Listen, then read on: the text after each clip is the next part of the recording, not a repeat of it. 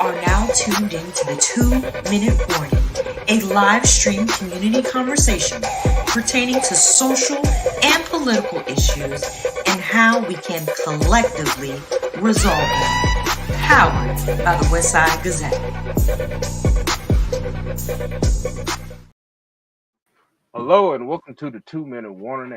I am your host, Perry Busby. The 2 Minute Warning is brought to you by the Westside Gazette newspaper, Broward County's oldest Black family-owned newspaper. And joining me at the table are my good brothers, Mr. Bobby Henry, the publisher of the Westside Gazette, and Mr. David Wright.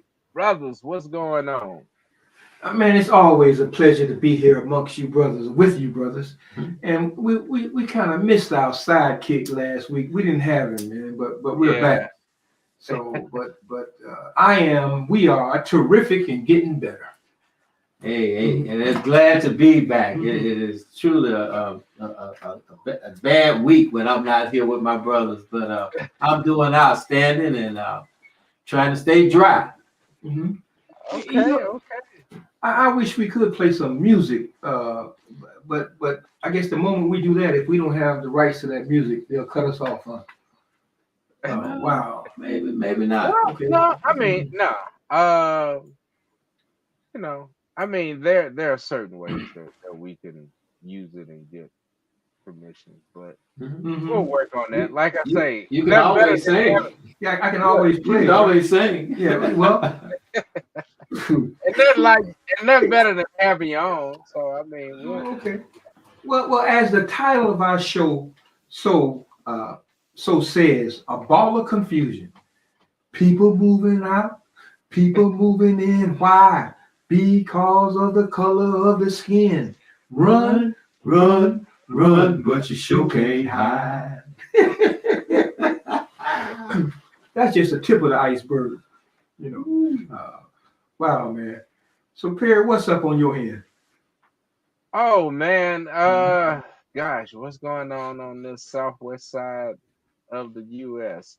One of the things I was telling you guys about, and one thing that is really I found interesting is really understanding the nuance of this immigration issue, and in between where I'm at in Baja California, there's a place called Lutesville, Arizona, which is sort of a beachfront town. It's also an entry point. And just this past week, the U.S. Border and Customs Agency has shut down the border at Lutesville. And and so understanding the immigration issue, not just from talking heads, but just from uh, the communities that thrive off of the traffic going in and out of the U.S. and Mexico, and what closing down that border means. It's not just from people crossing in terms of immigrants trying to get in, but if you close it, you also mean it's just like a wall. If you close off that entrance, that also means that you can't get out. And so the businesses in and around that entry point that thrive on the traffic going in and out of Mexico are now being suffocated now because of measures again that cause the closing of that border, because now immigration has sort of shifted into some other areas. And don't want to get deep in the woods Right. but it's led by the cartels and everything else. But when you see communities suffer from decisions made so high up that they don't consider the cost to the people who live and thrive in those areas, it really makes the fact that we are not really facing immigration issues, wholeheartedly and with good faith in terms of what it means to the community. So, so that's been my lesson this week, Okay, man. go. No, And Perry, just to add to that, you're saying it impacts the economy on both sides, correct? On both sides, yeah. But isn't that par for the course? I mean, you just said that the upper ones doesn't take into account how it affects us down here. Right. That I mean that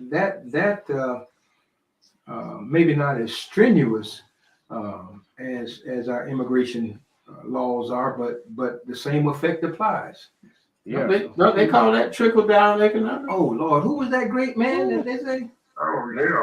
No, Right. George right. W. Bush. George Mhm. W. Bush called it voodoo economics. That's Oh.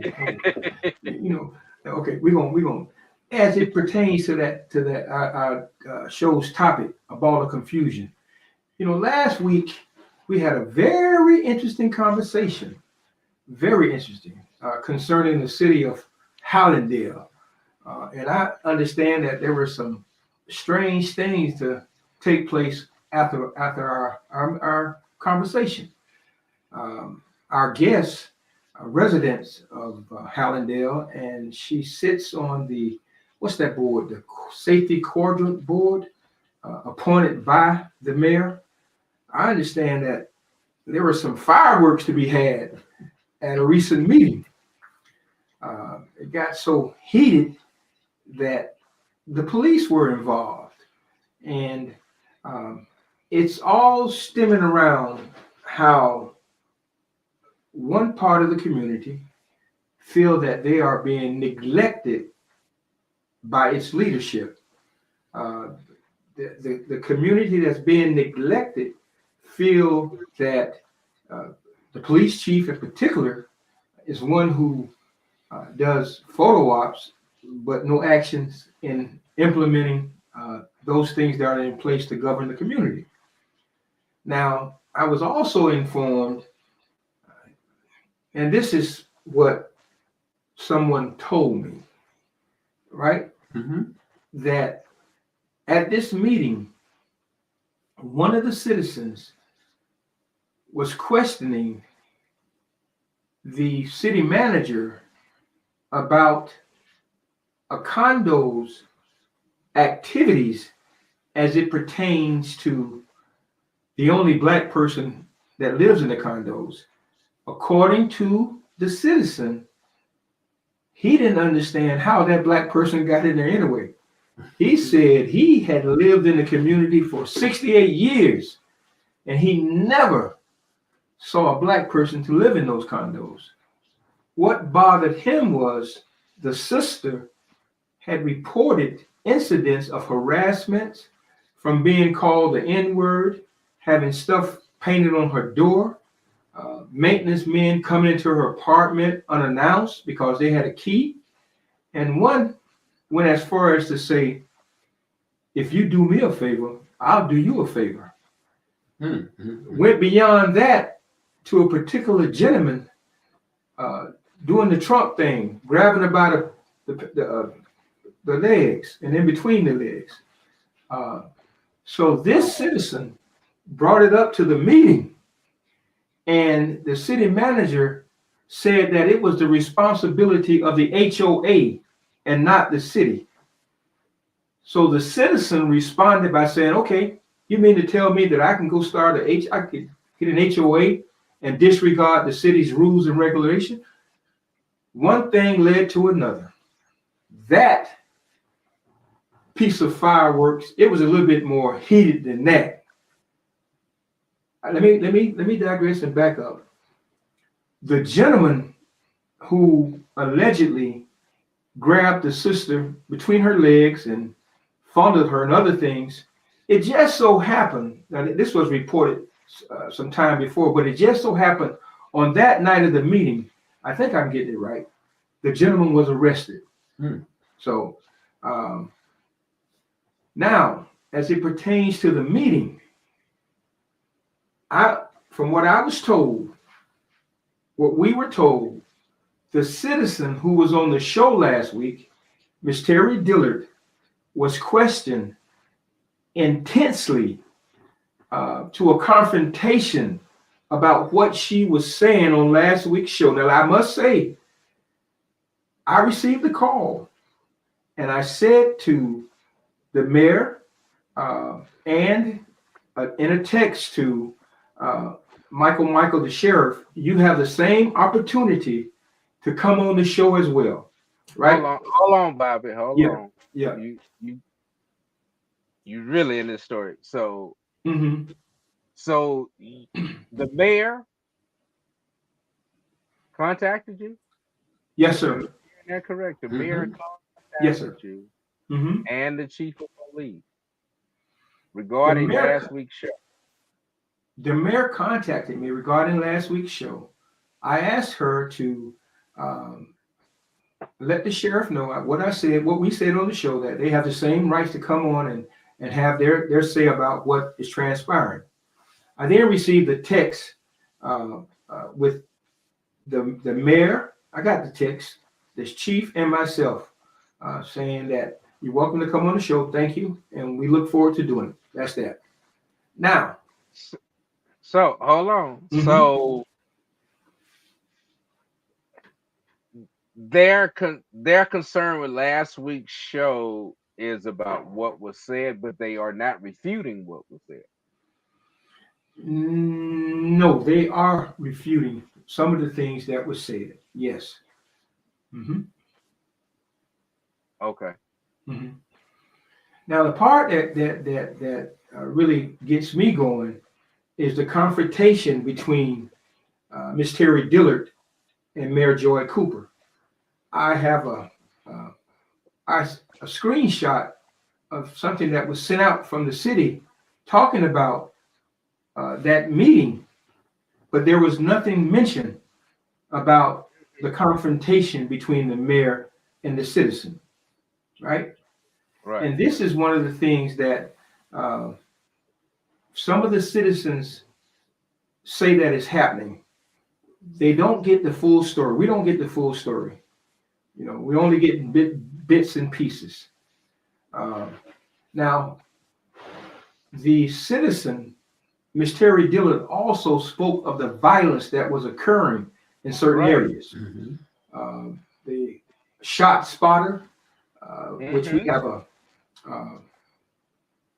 uh, what do you call it? Monitor.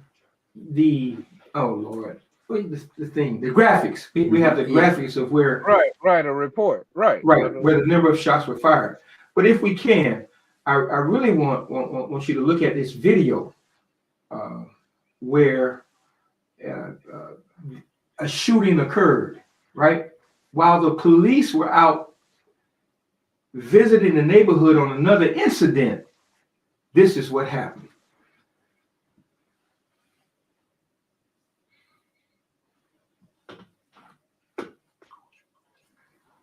We don't have the video. Okay. Well,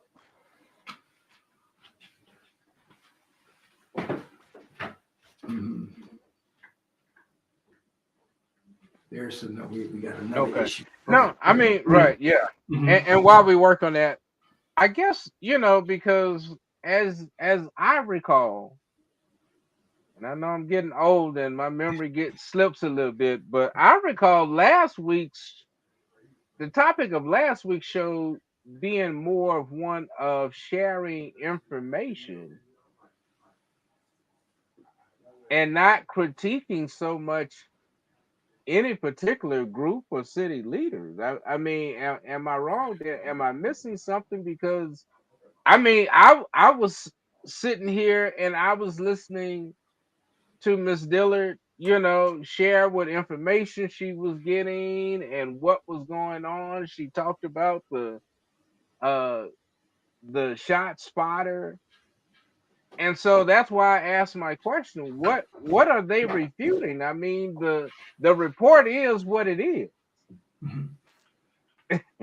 Uh, Her her outcry for us to get more involved. Again, are they saying that they don't want the people more involved? Okay. We were trying to read in between texts while you were talking, Perry. Yeah. Yeah. No, Ms. Dillard's concern, as well as Mr. Wright's concern, was the city has all of the technical knowledge and know-how to address the shootings with the shot spotter, and other data collected. The citizens were concerned because the city's response was, we only got so many calls, and because of the few number of calls, I don't want to think for the city. I definitely don't want to do that. But I don't want to take lightly what their concerns are. Mm-hmm. On one hand, you have all the knowledge, you got data, you got graphics, you got all of this stuff that says where all of this shooting is occurring and the violence is taking place, yet nobody has been arrested. The 16-year-old young man that was killed, nothing has happened since then. So they're concerned that you have it, but are you waiting for the citizens to say something? When the citizens come forward to say something, they're scared that something may happen to them. So you got this whole cycle going on. So yeah, and that's what I'm saying. If it's to refute their numbers, and no one, and you're right, they have all the technology, but all the technology isn't all of the facts. mm-hmm. And so and especially from a community standpoint that is right in the crosshairs of this crisis, I mean, how can you be firsthand account? Mm-hmm. So again, I'm with you. I welcome them to come on. I think it's a good place for us to have communication and dialogue around this. But let's not dismiss someone else's numbers just because you say you got all the technology. Mm-hmm. Yeah, and I would be interested to find out. There are other HOAs and civic associations in Hallandale that are echoing some of the same sentiments that Ms. Dillard was saying, with the lack of response and the Right. being brushed off or pushed aside and not taken seriously when the complaints are lodged. So Right. I think we should get more involved with this. I would love to hear from the mayor, from the chief, as well as other community members in Hallandale. Yeah. As to And, I mean, and they raise an interesting question because I mean, you're saying sexual assault is now under the jurisdiction of the HOA. Yeah, that was kind of scary. Right, because I got, when I was in when I lived in Plantation, my truck got towed by my HOA because the sticker on my truck had expired by 1 day. And I felt like, hold on, isn't the HOA overstepping their bounds by towing my vehicle because I didn't have a valid inspection by 1 day? But that's under their purview. So again, I mean, that raises an interesting question because HOAs are known to overstep some bounds, but again, sexual assault, I don't think that ever falls within the HOA's jurisdiction. Not at all. And we're starting to hear from some of our viewers out there. And good evening, everybody. And Miss Kathy Curry has made a comment in reference to these charges. She says, anytime a question is asked about the past crimes and back to charges being submitted to the state attorney's office, the response given by the police department is the investigation is ongoing. How many times have we heard that? In this case, it doesn't even sound like an investigation has been opened, but yes, absolutely. You know, and there a behavior that has been established, and it seems, I'm not saying this is the case of Hallandale, or I'm just saying, if a behavior has been established and it goes and it goes and it goes and it goes unchecked, then you're going to find opposition when you begin to question it and want to check it and bring some closure to it. Now, Hallandale, and as we know, coming up in the 60s and 70s, wasn't always people friendly to folk who look like us. Not saying that attitude has carried over the years, but when you begin to compare some of the things that were said by the citizens, not just one, more than one, and we begin to see a pattern. 9 homicides or 9 deaths and no arrests. All of these shots been fired and nobody has been arrested. You know, so we begin to question, well, what is going on? Who is responsible for what? You know, it truly seems to be a ball of confusion. Especially in light of the fact that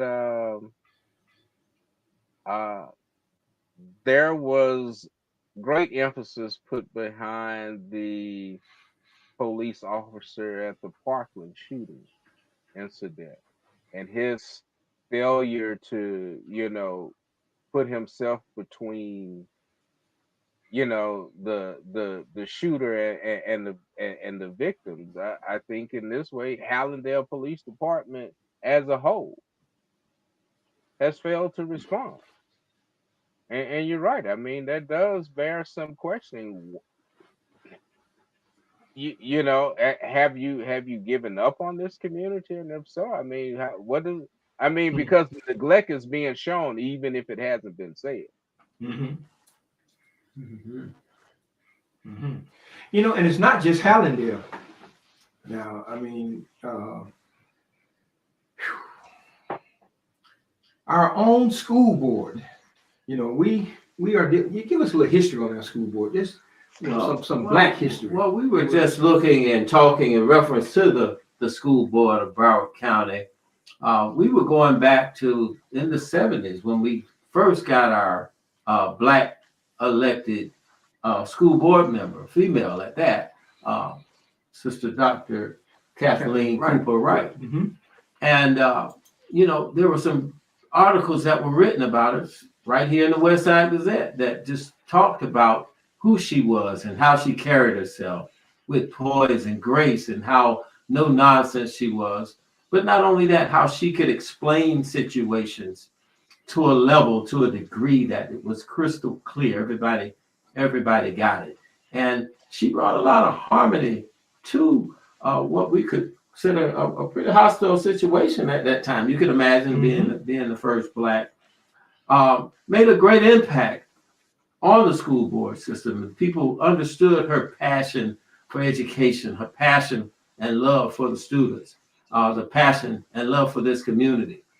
And somehow we just don't really see that in the district right now.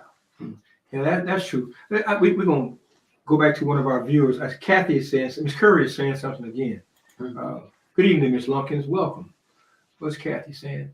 The gentrification that is going on in and throughout the Northwest area is appalling. We barely have any of our historic buildings remaining in our area. And why?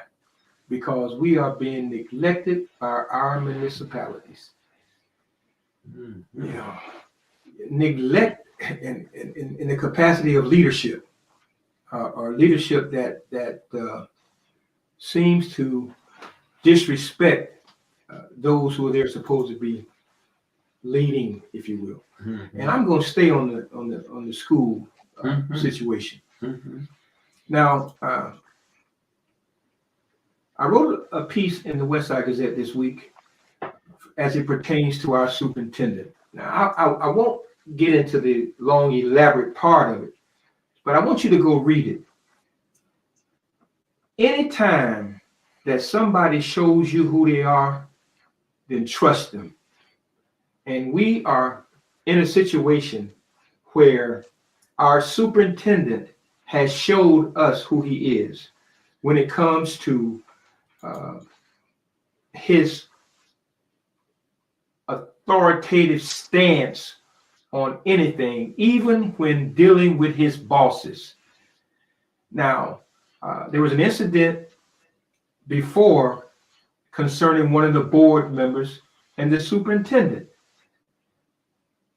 The disrespect that is shown from a superintendent to his boss is one that needs to be checked. Obviously, it wasn't, because it happened again. It happened to Tori Austin, our board member, who is extremely refined in his demeanor and characteristic as he deals from the board. And sometimes authority, or those who have this preconceived notion of what authority is and how demanding and disrespectful it can be, when it is questioned, then that person, if that person is unaware or just does not care how he or she is perceived, and they are strong-willed and rule with a fist, they do not care about anybody else. And it was obvious that this incident spoke to that demeanor of our superintendent. Even though I'm aware of what was said, the term that was used is one of the most disrespectful terms you can use to a black man coming from a white man. And then for that to occur and nothing has been done about it yet, and the superintendent from his staff says that he rules with an iron fist and he has a short temper, puts us in a position to where we will be on the hunt for another superintendent, and our children will fall way behind again. Now, as this story unfolds, more about what was said will be brought out. But the fact is, the superintendent has a history of being belittling and ruling with an iron fist. So, can I ask? Yeah, how many on the current school board was involved in his hiring? all of them were involved. Now, how many voted for him? Yeah, I don't know to vote. I mean, yeah, and I'm asking because I know I'm ignorant, but I'm sure not everybody is in the know about this, and so how many of them were there that voted for him? And If I not remember pointing correctly, fingers. I'm just asking. right. No. It just kind of seems that we were just at this point of hiring him, and they had whittled it down. I mean, how did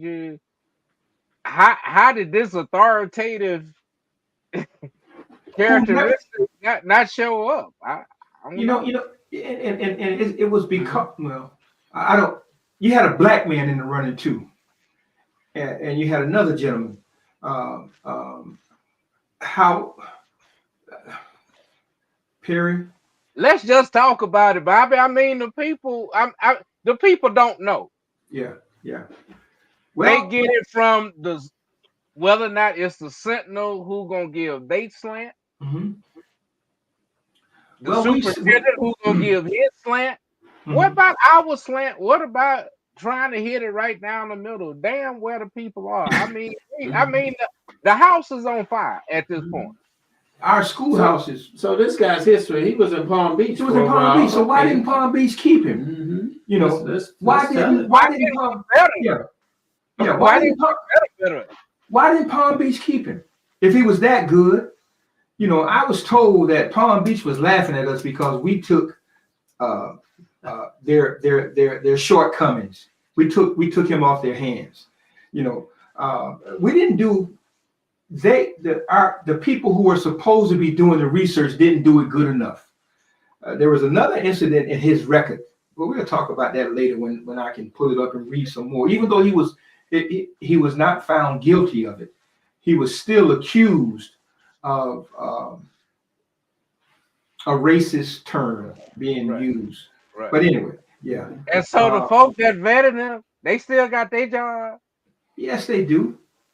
The folk, everybody involved in this and now dealing with this. I mean, I don't know how many of them got kids in Broward schools that's being impacted by this. It's one thing to get your feelings hurt about this, but we just got past Runcie and that bullshit. Mm-hmm. And the other superintendent, Cartwright, Vicky Cartwright, and what she brought. I mean, how many times we got to keep saying, "Ooh, we got to go back to the well on this." Why didn't you vet? And it's what was the brother from oh Lord, the country where he told when Bush left the microphone, he said it smells like sulfur, you know, when he left the room. But we are constantly dealing in this bull crap when we don't do the right thing. For some reason, we are afraid to allow the sixth largest school district that has more diversity than other the school districts to give a black woman who was sitting as acting superintendent and one who was in waiting that possibly could have did the job appropriately, but they were black and female. And some of our viewers have some comments here. I think Ms. Lumpkin says, I feel so bad for the teachers and how they're being treated and not being paid what they truly deserve. Sister Curry also says, we are already a B-level school and we don't have much room to have an exodus of our teachers at this point. And again, this is all festering right now. Mm-hmm. And the reason I think we're a B school is been, since all of the mess with Runcie, that we've now spiraled down to the inconsistency of having consistent leadership in that position to get us back where we need to be. And then there's this question now about resources, funding. Oh man, if we're not careful by February, we're going to be in trouble financially. Yeah. And that falls right on the superintendent, right in his lap. And if he can't stand the heat of being corrected for mismanagement, then he shouldn't be there anyway.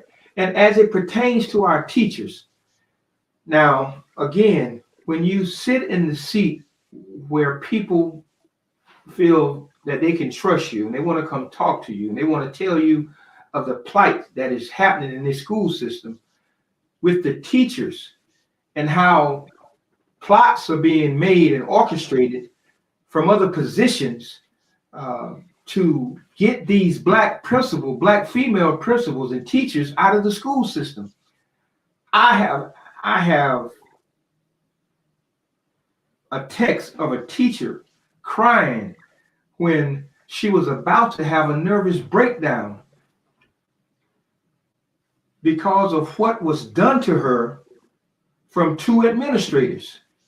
No union rep was present when she was questioned and belittled. So there's a lot of stuff that's going on in our school system, and we need to talk up about it.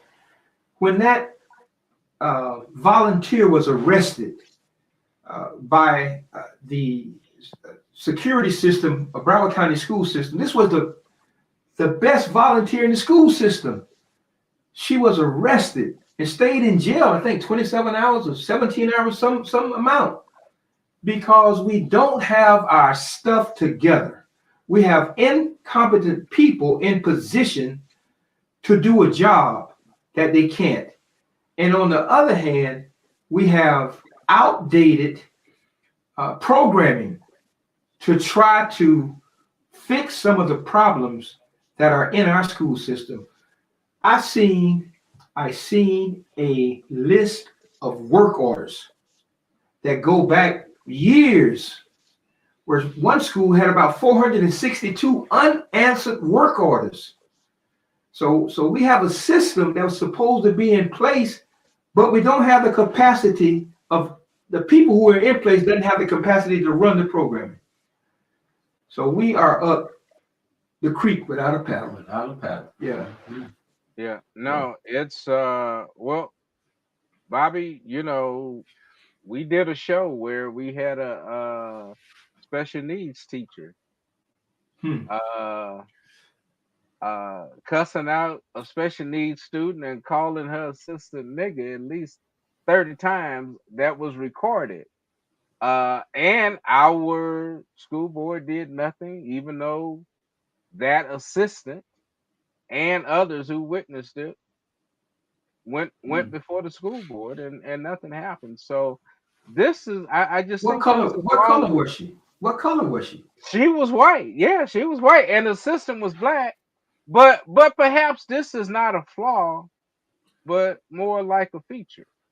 Because I just kind of think that as you think about this and the rise in vouchers and the way they're playing that voucher game with you know with families who are at risk but still need vital education, they're playing that on them.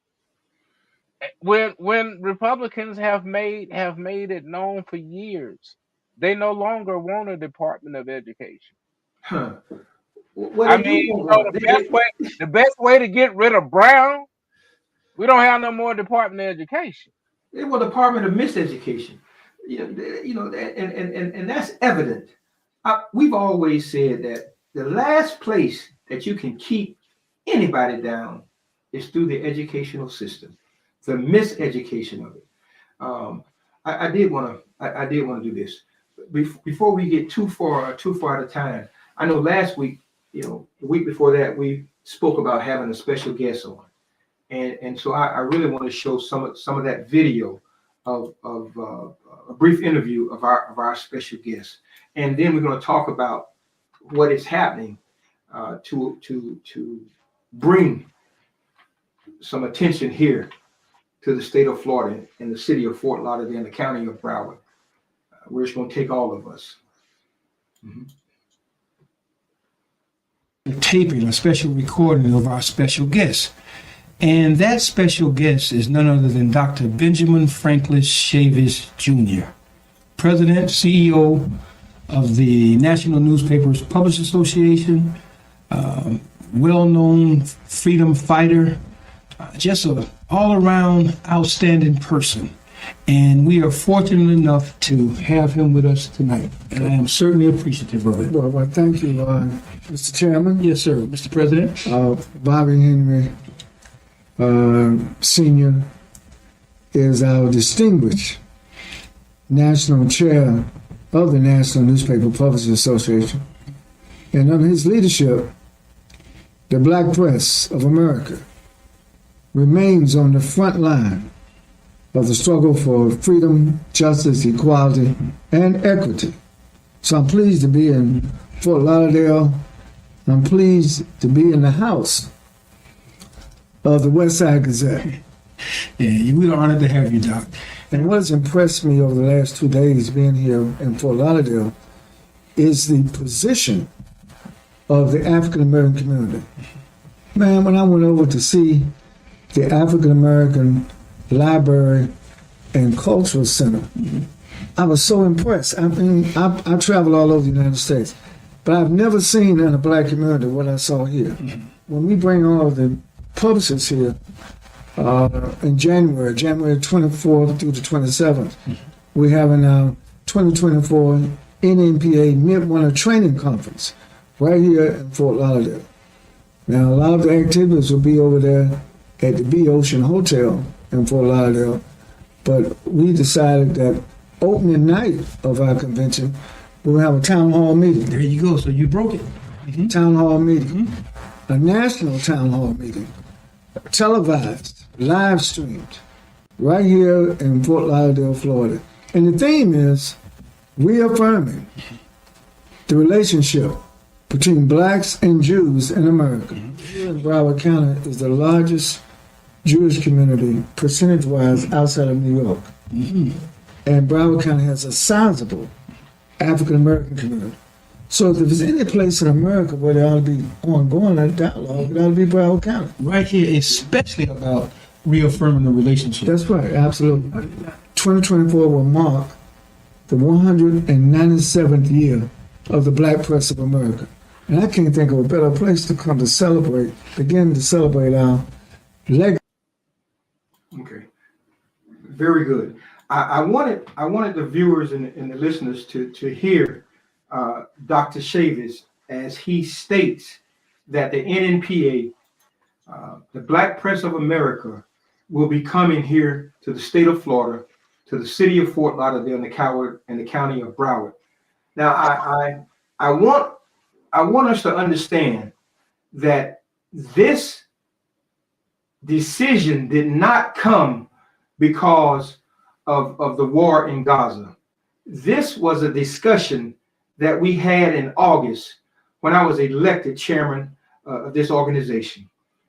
When I was asked to host our midwinter workshop, I said I would host the workshop under one condition, that if the black publishers of the United States of America, the NNPA, would come to Fort Lauderdale, we would come with the purpose of addressing a governor who was out of control. I understood and I understand that one race in particular can't get that man or keep that man out of office. One gender of people can't do it.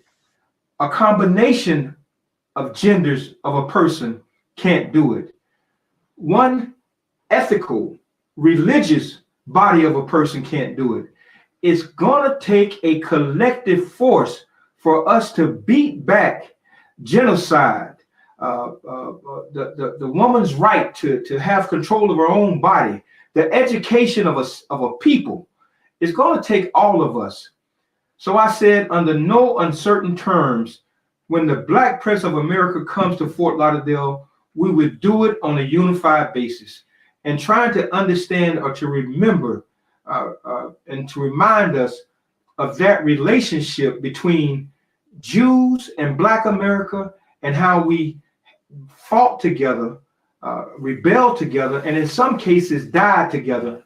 We need to re-establish or understand that relationship. And it's not from, I don't want us to get caught up on religion.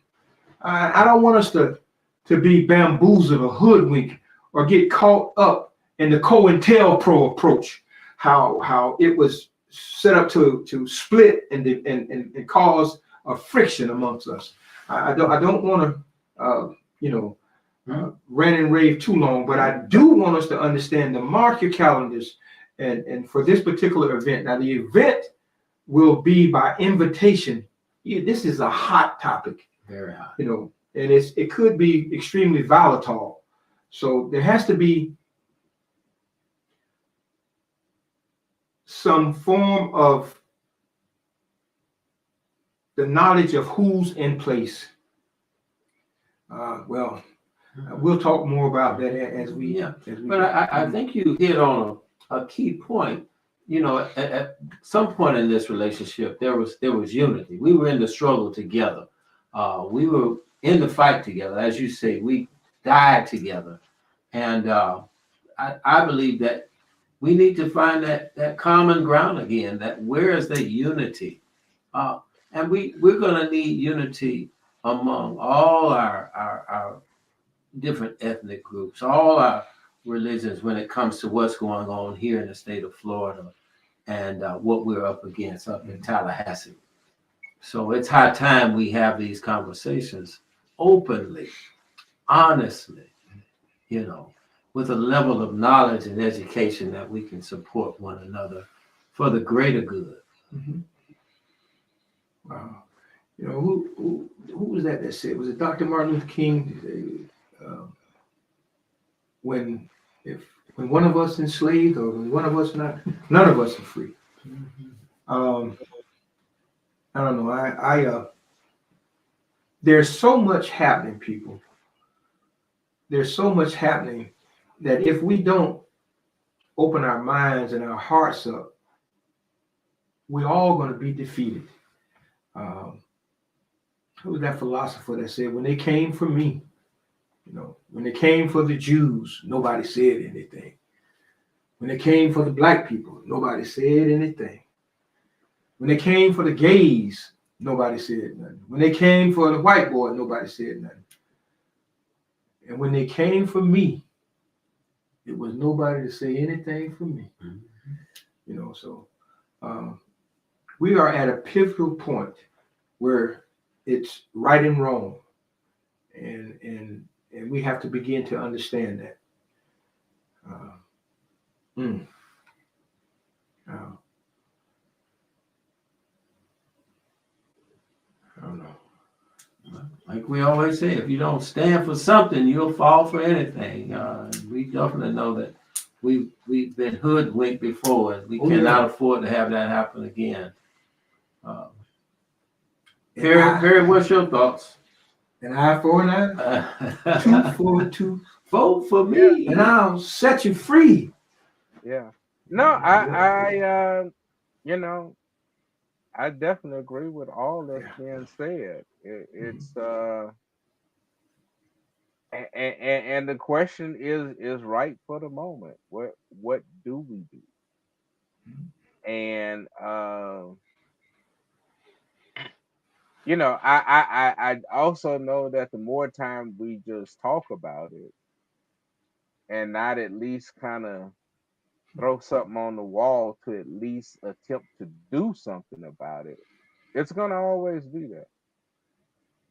And so I kind of think that that's kind of where we are because some people don't know what to do.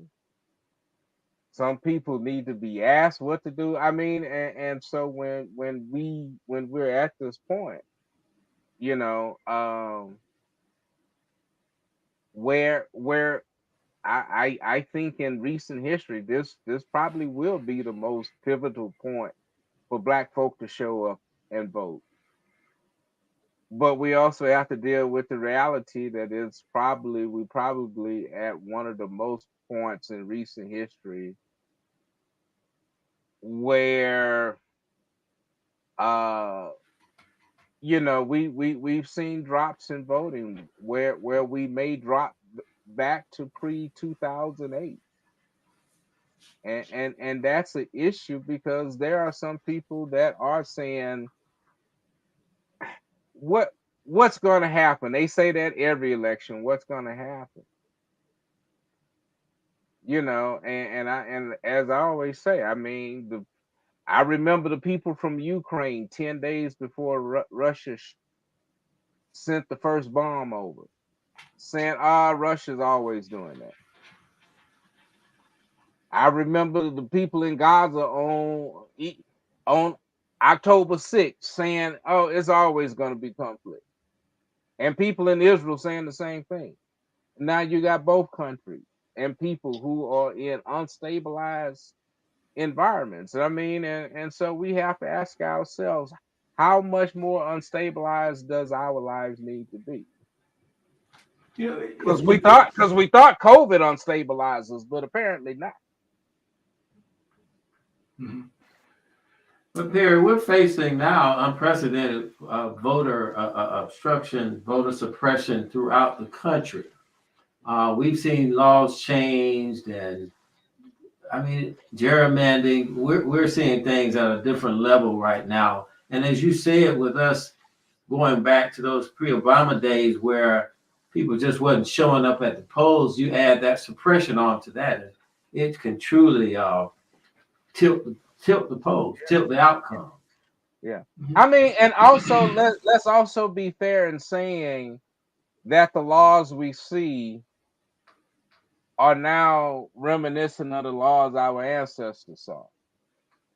So so somewhere in that, I think we got to learn the lesson. How did they overcome it? Because evidently, we got to learn something from this history and not just know the history and Yeah, know the it's all, names and know the dates. Because we saying this isn't something, but yet we keep doing the same thing.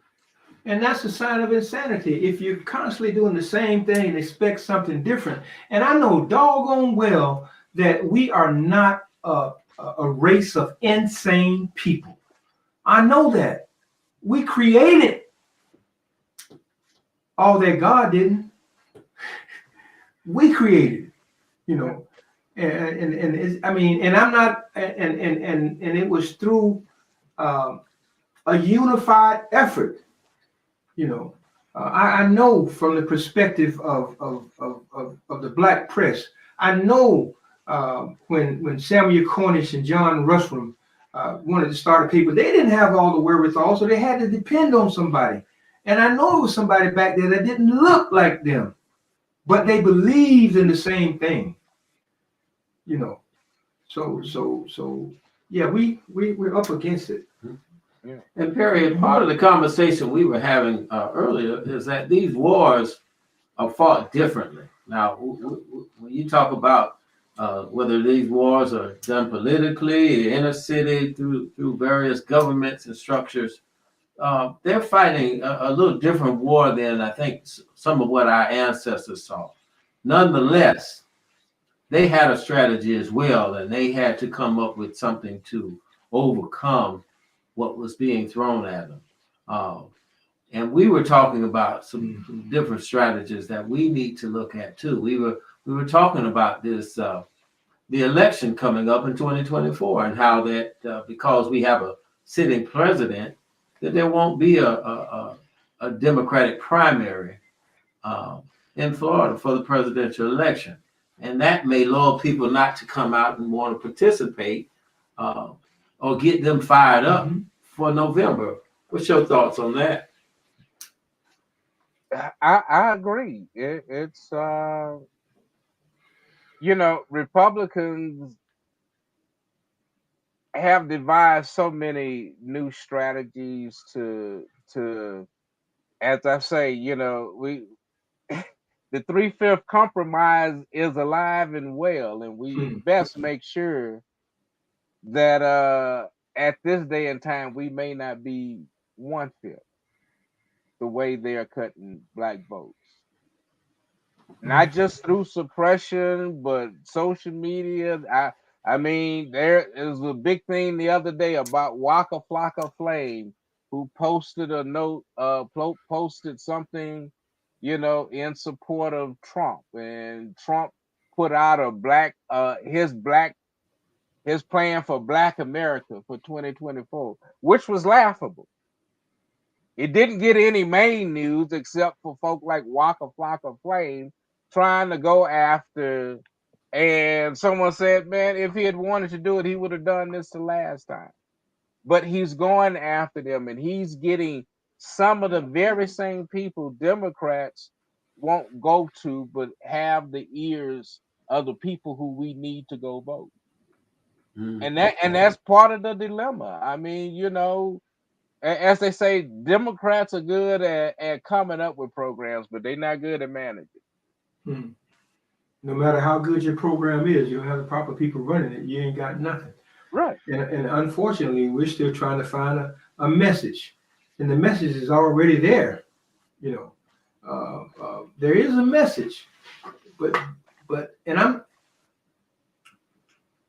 Yeah. the message that black folk, brown folk, and common folk need to hear is one of, man, can I have a pork chop on my plate at dinner time? You know, and I'm saying, you know, it's about what I'm going to eat. Do I even have a house? Do I my insurance, my medical bill? You know, My car. what is it? What is it? Can you say to me to keep my attention?